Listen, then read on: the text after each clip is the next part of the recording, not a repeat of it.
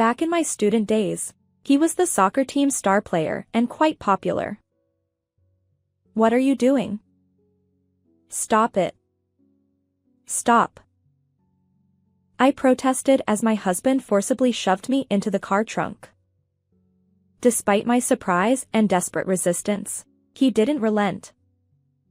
With a cold gaze, he closed the trunk. "No. Let me out." My screams fell on deaf ears, and the car started moving. About an hour later, as the car came to a sudden stop, I heard a metallic crunching sound. Fear gripped me. What was that noise? Eventually, I realized it was the sound of the car being crushed. At that moment, I braced myself for the end. My childhood dream was to become a superhero. At 25, I became a lawyer and enjoyed fulfilling days. Noah, my high school classmate, and I got married when we were 29. I secretly admired him, but he went on to become a professional soccer player, and we drifted apart. At our class reunion, Noah confessed. "I used to like you, Sophia." And we started dating. It felt like a dream. At that time, we were both 26. Despite retiring due to injury, Noah remained resilient.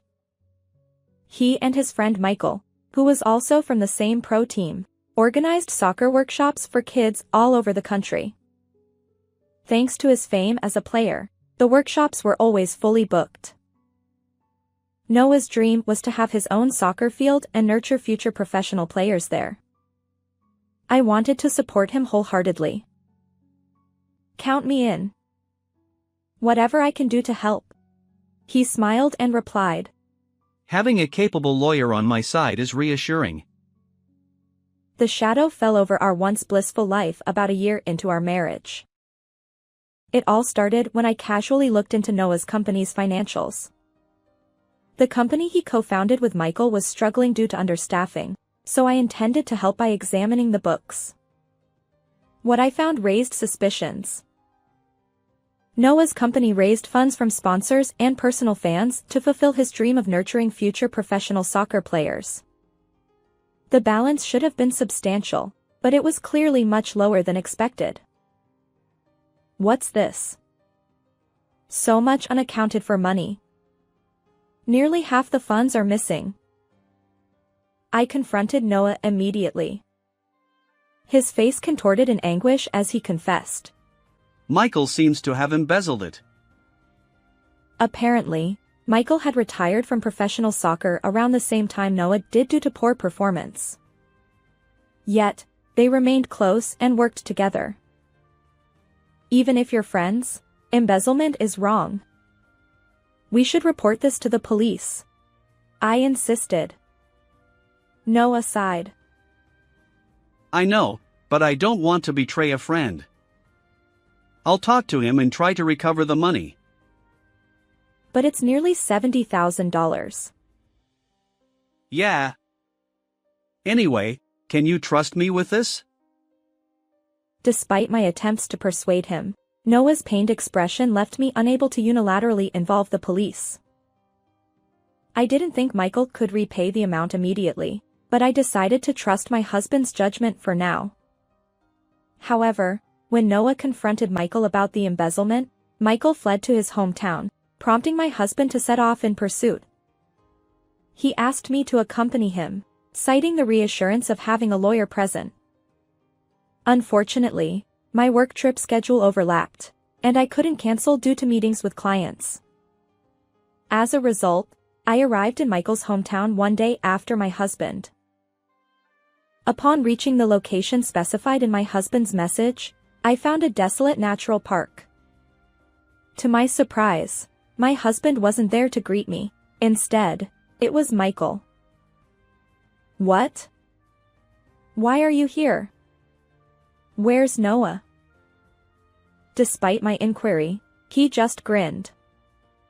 Then, he circled behind me and suddenly tightened his grip around my throat.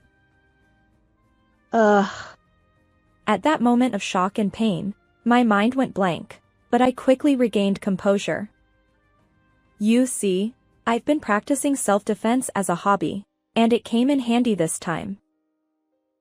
After narrowly escaping Michael's grasp, I stomped on his instep with my heels several times.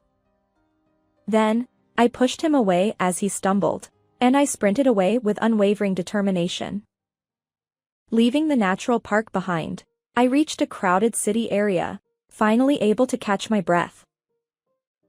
I considered going to the police immediately, but I decided to contact Noah first.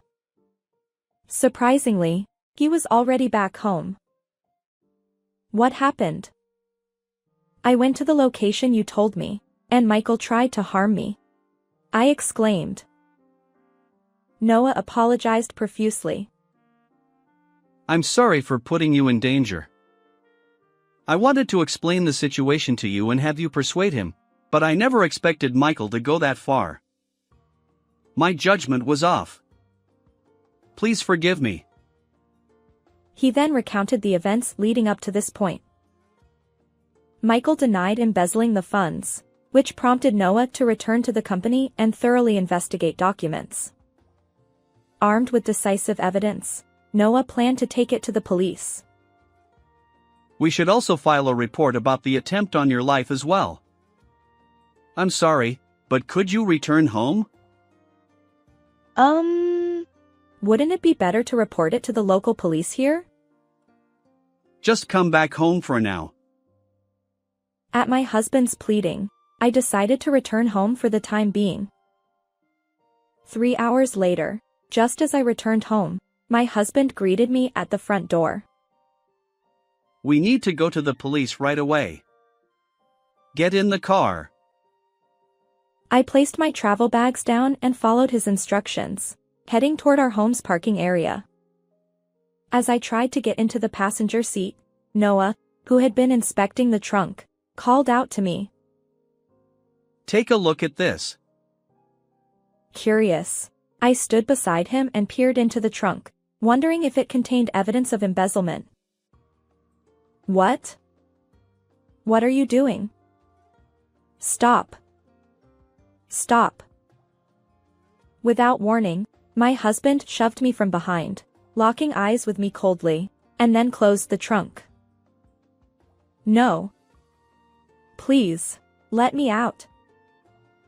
No matter how loudly I screamed, my voice reached no one. The car started moving slowly, gradually picking up speed.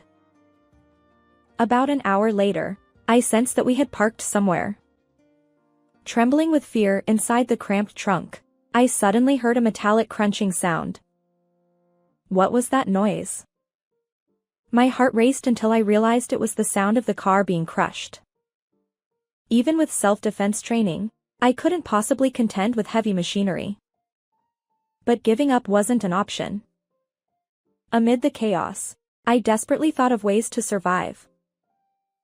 Desperate to escape the trunk, I kicked the trunk's latch area with all my might. Luckily, the lock seemed to break, creating a small gap. I forced the door open, stuck my head out, and found myself in an auto junkyard. I hurriedly escaped the trunk and leaped from the pile of awaiting scrap cars. With no one in sight, I sprinted toward what seemed like an exit.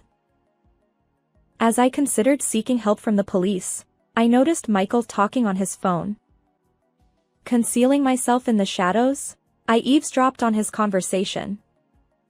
He casually mentioned, I confirmed the car got crushed. She's gone now. And then he blamed for my husband marrying a lawyer. It became clear, the person on the other end was Noah. My husband and Michael had conspired to eliminate me. If they discovered I was still alive, they'd surely try again. Before heading to the police, I needed to avoid their clutches. For now, I had to hide. Despite my fear, I felt a stronger desire to expose the truth. After all, I was a lawyer. A childhood dream of becoming a champion of justice had driven me. Sneaking out of the processing yard, I realized my smartphone was still in my pocket. I decided to contact my best friend, Mia. I arrived promptly at her apartment, where I recounted everything that had happened. Initially surprised, she eventually said, I suspected as much. Actually, there have been some rumors about your husband. As a TV director, Mia had access to various industry secrets. With her help, we delved into Noah's background. One by one, Noah's hidden facets emerged. Even though he was my husband, I couldn't turn a blind eye to his wrongdoing. Determined to uphold justice as a lawyer, I resolved to bring him to account. While hiding in Mia's apartment and making preparations, something caught our attention on the television screen. Sophia, watch TV. Upon hearing that, I looked at the television screen. The headline read, Beautiful Lawyer Wife Missing.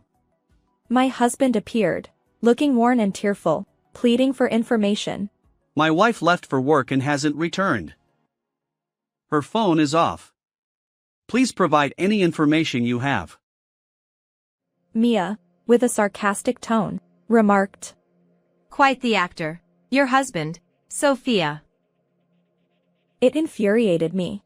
How could he feign concern after attempting to take my life? His tearful performance continued daily on TV, not only appealing for information but also promising to create a soccer school in my honor when I returned. His hypocrisy knew no bounds. And so, about a month later, while hiding in Mia's apartment, Noah appeared as a guest on a daytime live broadcast program. I believe my wife will return. And for when she does, I want to make the soccer school a reality. As usual, he appealed for information about my whereabouts and continued to promote his dream. But just as his comment ended, the show's host exclaimed, Now, introducing a surprise guest. Noah, caught off guard, looked surprised. Spotlights illuminated the studio entrance curtain, and I signaled a victory pose to Mia before stepping out from behind the curtain. The moment Noah saw me, his expression twisted in shock. Ignoring him, the host declared, Our surprise guest is Sophia, the wife who had gone missing. Applause erupted in the studio, but Noah remained dumbfounded, staring at me. His lack of joy was evident, and the host looked suspicious. Realizing this, Noah stammered. I'm just surprised. Meanwhile, in the back of the studio, Mia nodded approvingly. Indeed, Mia was the director in charge of this program.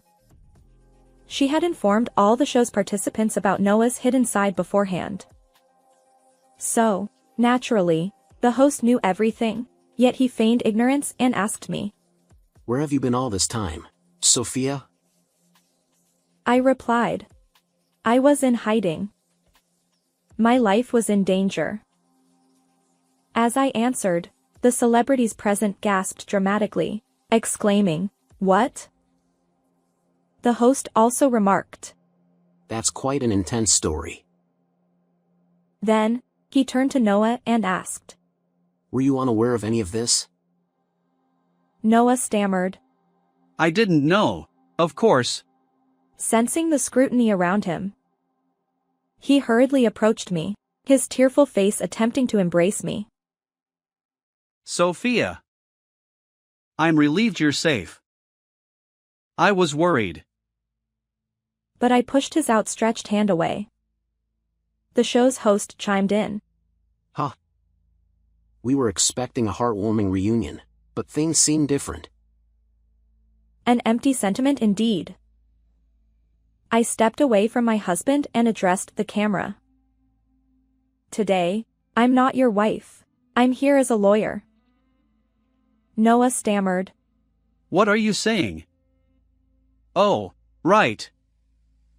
I need to let everyone know my wife is safe. As he tried to leave the studio, 2 staff members blocked his escape. Amidst laughter from the audience, Noah glared at me. What's going on? I just wanted to make a phone call. Where do you intend to contact? As I smirked, he hesitated for a moment, then sulkily rattled off, speaking rapidly. Family, acquaintances, your work colleagues. I smirked. No need.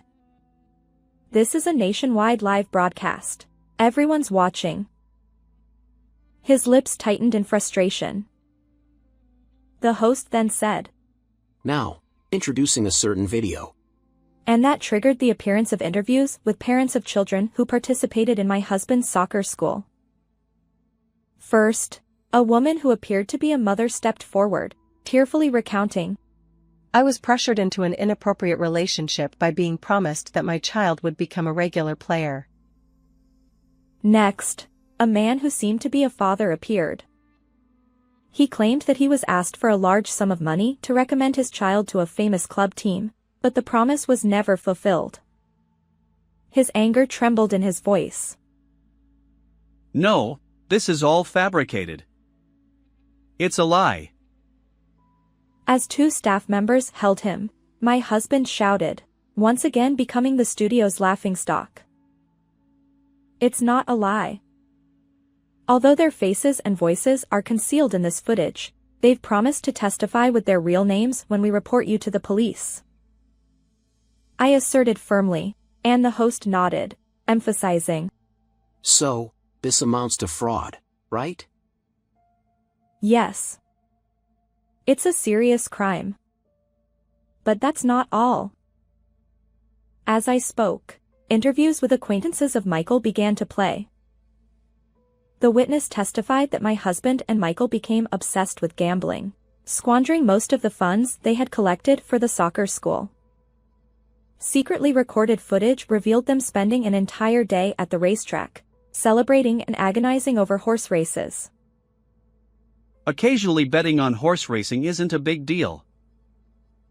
As my husband sulked, the next video played.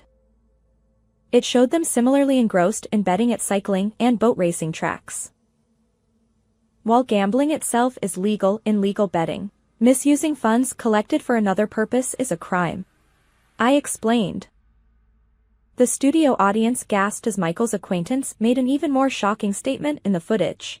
Former soccer players involved in illegal soccer gambling. It's outrageous.